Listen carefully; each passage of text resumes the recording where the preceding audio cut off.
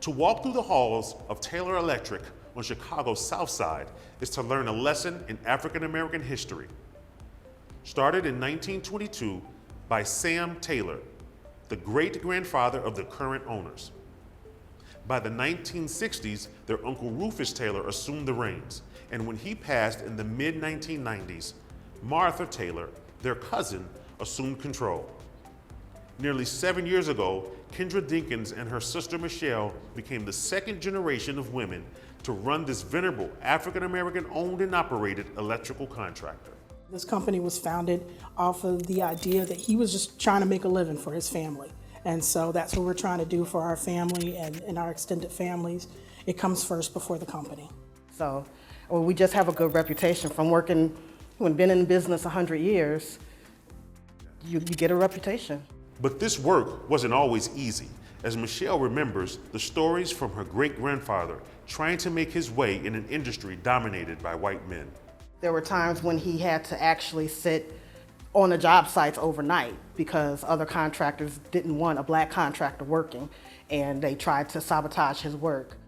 Despite those challenges, Taylor Electric persevered, specializing in residential electrical work and facilities management for iconic venues like Soldier Field and Guaranteed Rate Field.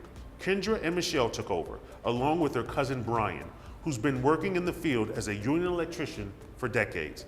Brian clearly understands the importance of Taylor Electric leading the way for those whom opportunity has been scarce.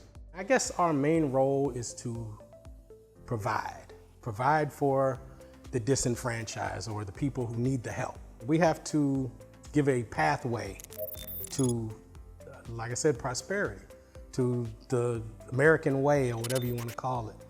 But you have to be willing to take those steps. During this entire journey, Taylor Electric has always given back to the community. In fact, Kendra sits on the board of the March of Dimes and is president of the Federation of Women Contractors. In their 100th year, Taylor Electric Cares, a not-for-profit organization, is committed to assisting those within the community to access the industry.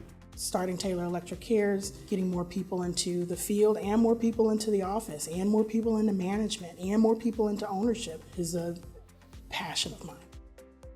I'm hoping that maybe in the next 20 or 30 years, my children will be involved. So hopefully my kids can own this business and they'll have a pathway for their kids and their kids and their kids. And hopefully we can be around for another 100 years.